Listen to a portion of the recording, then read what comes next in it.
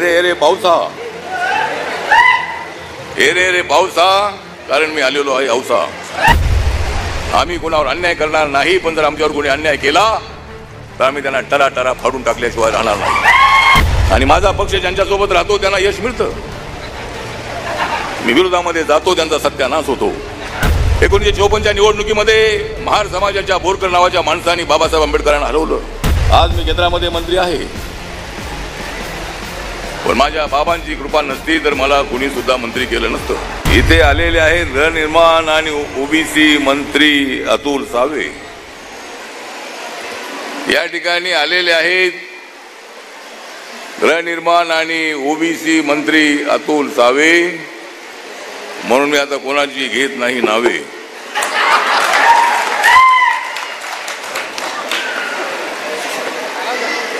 रे पावसा, रे पावसा, कारण मी आलेलो आहे औसा.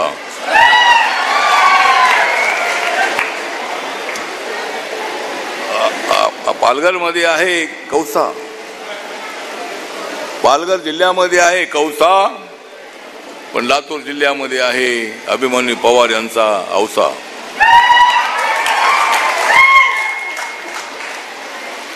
आज इथे बुद्ध विहाराच्या लोकार्पण सोहळ्याच्या निमित्ताने आपण सर्वजण जमा झालेलो आहोत. बौद्ध बांधव, जय भीमवाले बांधव, बाबासाहेब आंबेडकरांना मानणारे आपण सगळे लोक. त्यानंतरच्या मुवमेंट पासून माझा या औशाशी अत्यंत जवळचा संबंध आहे, लातूरचा जवळचा संबंध आहे. आज मी केंद्रामध्ये मंत्री आहे, पण माझ्या बाबांची कृपा नसती तर मला कुणी सुद्धा मंत्री केलं नसतं. बाबासाहेब आंबेडकरांचा जो बुलंद आवाज आहे तो आवाज माझ्या पाठीशी होता. त्यानंतरच्या काळामध्ये रिपब्लिकन पक्षाच्या काळामध्ये गावागावातला घराघरातला तरुण माझ्या पाठीशी उभा राहिला. आपण माझ्या सोबत नसतात तर नरेंद्र मोदीजींनी मला मंत्री नसतं केलं. आपण सर्वजण माझ्या सोबत आहात. पडत्या काळामध्ये सुद्धा आपण माझ्या सोबत राहिलात. महाराष्ट्राच्या मंत्रिमंडळामध्ये मी असताना पण माझ्या सोबत राहिलात. भारतीय दलित पॅंथरच्या मुवमेंट मध्ये गावागावामध्ये पॅंथरच्या छावण्या उभ्या आपण केल्या. आणि आपलं म्हणणं एवढंच होतं की आम्ही कोणावर अन्याय करणार नाही, आम्ही कोणावर अन्याय करणार नाही, पण जर आमच्यावर कोणी अन्याय केला तर आम्ही त्यांना टरा टरा फाडून टाकल्याशिवाय राहणार नाही. आम्ही सर्वजण बुद्धाच्या विचाराचे लोक आहोत. बाबासाहेब आंबेडकरांनी आम्हाला बुद्ध दिला. सम्राट अशोक यांनी सोडलं युद्ध, सम्राट अशोकांनी सोडलं युद्ध आणि त्यांनी स्वीकारला गौतम बुद्ध. गौतम बुद्धांचा शांततेचा विचार, विश्वशांतीचा विचार. आम्हाला कोणी लोकशाही शिकवण्याची आवश्यकता नाही. बुद्धाच्या काळामध्ये लोकशाहीचा उगम झालेला आहे. भिक्खू संघामध्ये ज्या वेळेला वादविवाद व्हायचा त्यावेळेला सिद्धार्थ गौतम बुद्धांनी मार्ग काढला. निर्णय घ्यायचा असेल तर बहुमताचा निर्णय घ्यायचा. वाद करत राहिलं तर निर्णय घेता येणार नाही. आणि बहुमताच्या निर्णयावर आपण सगळ्यांनी एकमत करून पुढे जायचं, ही भूमिका गौतम बुद्धांची होती. गौतम बुद्ध हे क्षत्रिय समाजाचे होते, ते दलित समाजाचे नव्हते. तरी सुद्धा बाबासाहेब आंबेडकरांनी गौतम बुद्धांचा विचार स्वीकारला. बाबासाहेब आंबेडकरांनी आपला मान अपमान पचवला. बाबासाहेब आंबेडकरांनी या देशाची एकतेची भूमिका घेतली. स्वातंत्र्याच्या लढ्याच्या काळामध्ये महात्मा गांधींचं आंदोलन स्वातंत्र्यासाठी चालू होतच होतं आणि बाबासाहेब आंबेडकरांचा त्याला पूर्णपणे पाठिंबा होता. दलितांना सुद्धा स्वातंत्र्य मिळालं पाहिजे, देशाला स्वातंत्र्याच्या लढ्याला मजबूत करण्याची भूमिका त्यांची होतीच होती. पण देशाच्या स्वातंत्र्याबरोबर या देशातल्या माणसाला स्वातंत्र्य मिळालं पाहिजे. वेशीच्या बाहेरच्या माणसाला वेशीच्या आतमध्ये आणलं पाहिजे, जाती जातीच्या भिंती तोडल्या पाहिजे. आणि बाबासाहेब आंबेडकर 26 अलीपूर रोड या ठिकाणी दिल्लीला असताना रात्र बाबासाहेब आंबेडकर जागून या देशाचं संविधानाचा ड्राफ्ट लिहित होते. स्वतःच्या शरीराकडे लक्ष न देता बाबासाहेब आंबेडकर देशासाठी काम करत होते. माझा देश मजबूत झाला पाहिजे, माझं काही झालं तरी चालेल, पण एकदा मिळालेलं स्वातंत्र्य आबादी ठेवलं पाहिजे, पुन्हा देश पारतंत्र्यात जाता कामा नये, आम्ही सगळ्यांनी एक राहिलं पाहिजे. एवढ्या 6000 जातींना एकत्र आणणं फार अवघड होतं, पण बाबासाहेब आंबेडकरांनी संविधानामध्ये सगळ्या जातीच्या लोकांना एकत्र आणलं. बाबासाहेब आंबेडकर अजून 10-15 वर्ष या देशामध्ये राहिले असते तर मी तुम्हाला सांगतो की बाबासाहेब आंबेडकर देशाचे पंतप्रधान होऊ शकले असते. बाबासाहेब आंबेडकर फार लवकर निघून गेले आपल्यामधून. बाबासाहेब आंबेडकरांनी समाजासाठी फार मोठं काम केलं.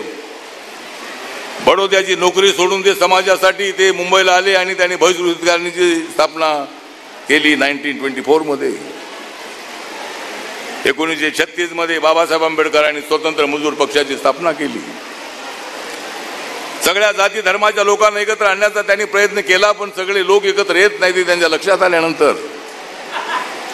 पुन्हा बाबासाहेब आंबेडकरांनी ऑल इंडिया शेड्यूल कास्ट फेडरेशनची स्थापना केली.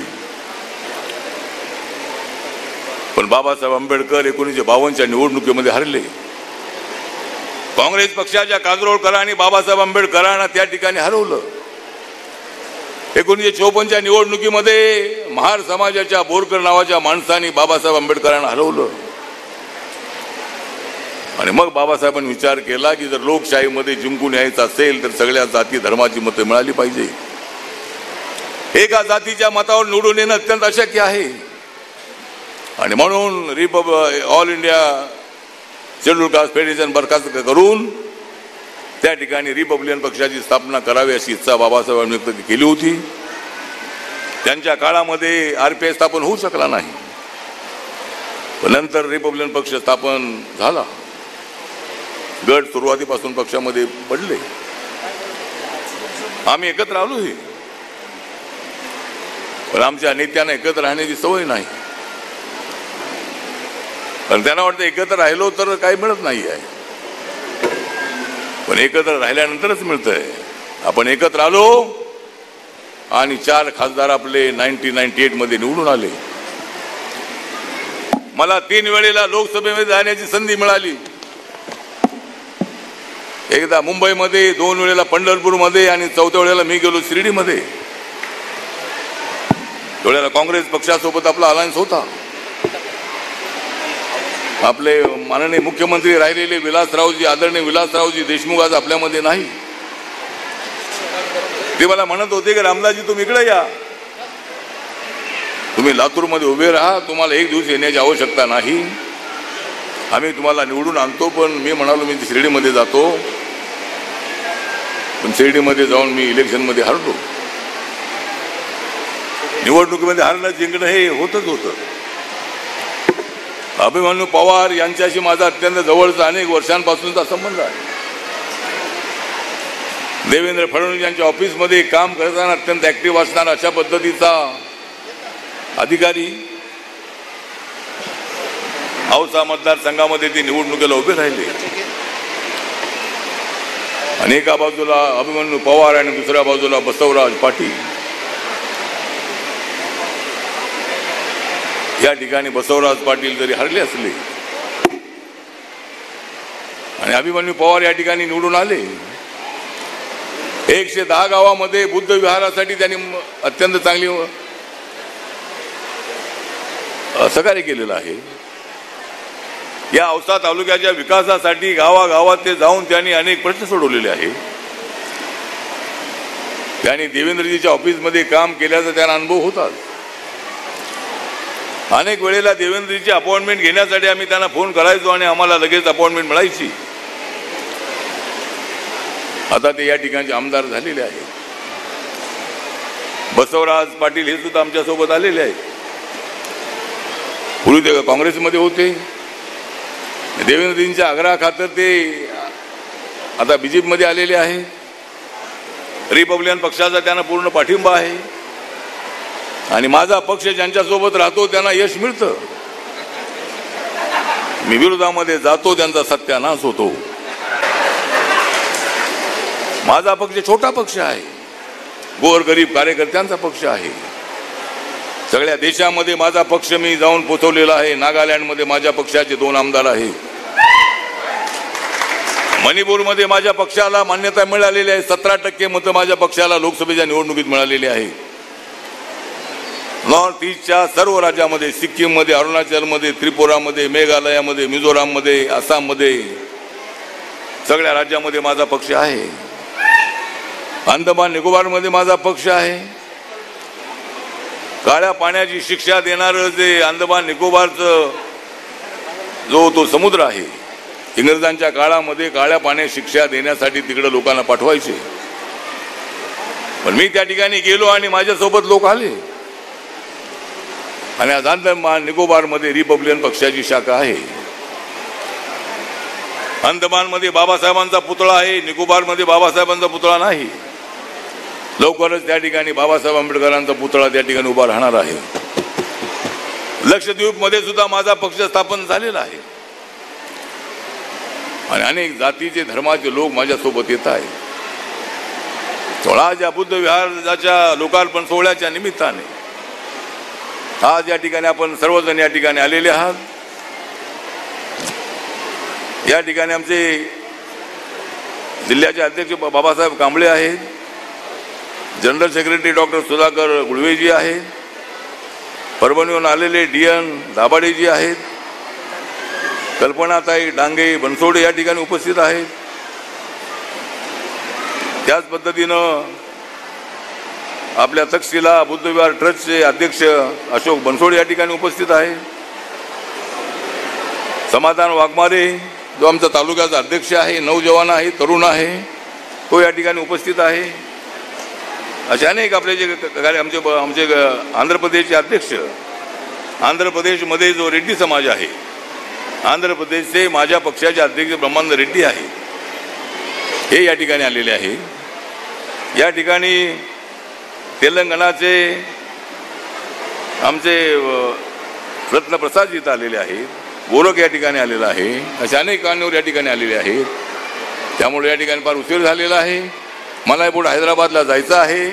त्यामुळे आज इथं आपण पवार यांनी मला बोलावलं आणि माझ्या उपस्थितीमध्ये हा लोकार्पण सोहळा त्यांनी घेतला. आदरणीय भिक्खू संघ या ठिकाणी उपस्थित राहिला. त्याबद्दल मी सर्वांचा हार्दिक आभार व्यक्त करतो आणि माझे 2 शब्द संपवतो. नमो बुद्धाय. जय भीम. धन्यवाद साहेब. जय महाराष्ट्र. धन्यवाद. अजित पवार यांच्या नेतृत्वाखालील राष्ट्रवादी काँग्रेसचा महायुती सरकारमध्ये समावेश झाल्यामुळेच आपल्या पक्षाला राज्यात मंत्रिपद मिळालं नसल्याचा दावा केंद्रीय मंत्री रामदास आठवले यांनी आज केलाय.